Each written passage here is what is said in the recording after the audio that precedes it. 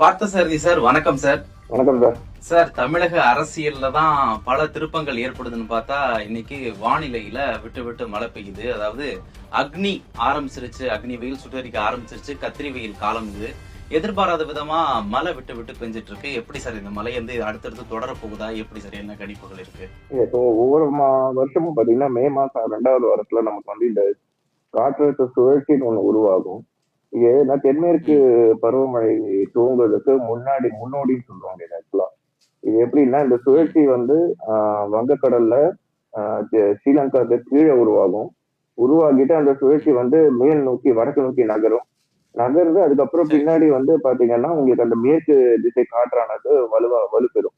இந்த மாதிரி சமயத்துல வந்து இந்த கோடை மழை அப்படிங்கிறது வந்து நமக்கு வந்து இயல்பாவே வரதுக்கான வாய்ப்புகள் அதிகம். ஆஹ் ஒவ்வொரு வருஷமும் என்ன ஆகும் அப்படின்னு பாத்தீங்கன்னா இந்த சுழற்சிகள் வந்து இந்த தென்மேற்கு பருவமழைக்கு முன்னோடியான சுழற்சி வந்து தெற்கு தமிழகம் மற்றும் மேற்கு தொடர்ச்சி மலைகள் மாவட்டங்கள்ல தான் வந்து அதிகமா மழை பெய்யும். இப்ப இந்த முறை என்னன்னா கொஞ்சம் அந்த சுழற்சி வந்து நமக்கு கிழக்கு திசையில உருவாயிருக்கு. அதாவது இலங்கைக்கு தென்பகுதியில் உருவானதுனால நமக்கு அந்த கிழக்கு திசை காத்து வந்து உள்ள வந்தது. இப்போ ஒரு 2 நாளாவே பாத்தீங்கன்னா கிழக்கு திசை காத்து அதிகமா இருக்கிறதுனால நமக்கு நேற்று அதாவது 8ஆம் தேதி முதல் நமக்கு வந்து கொஞ்சம் அந்த ஹீட் வந்து நமக்கு வந்து குறைஞ்சிருக்கு.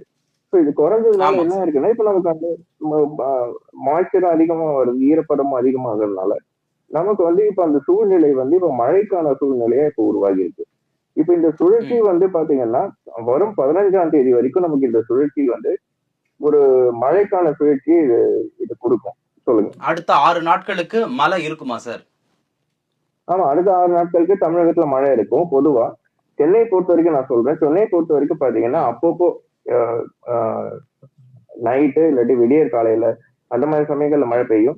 பட் தென் தமிழகத்துல பாத்தீங்கன்னா இப்போ 9ஆம் தேதியில இருந்து 13ஆம் தேதி வரை பாத்தீங்கன்னா தென் தமிழகத்துல வந்து அதிக மழை கனமழை பெய்வதற்கு வாய்ப்பு இருக்கு.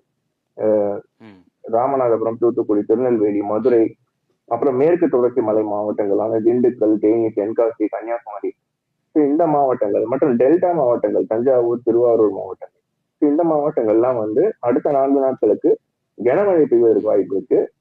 வடக்கு பகுதிகளில் பாத்தீங்கன்னா தொண்டை நாடுன்னு சொல்லுவோம். இந்த இந்த பகுதிகள்லாம் பாத்தீங்கன்னா வந்து நமக்கு அடுத்த ஒரு 4 நாளைக்கு வந்து விட்டு விட்டு அவ்வப்போது மழை பெய்யும்.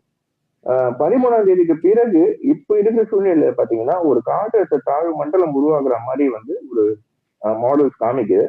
பட் அது இருந்தாலும் இன்னும் 2 நாள் நம்ம வெயிட் பண்ணி பார்க்கணும். அப்படி உருவாகுற சூழ்நிலையில அது தென்மேற்கு வங்கக்கடல் நோக்கி நகரும் பொழுது வட தமிழகத்திலும் மழையின் தாக்கம் 13ஆம் தேதியிலிருந்து அதிகமாகிறதுக்கு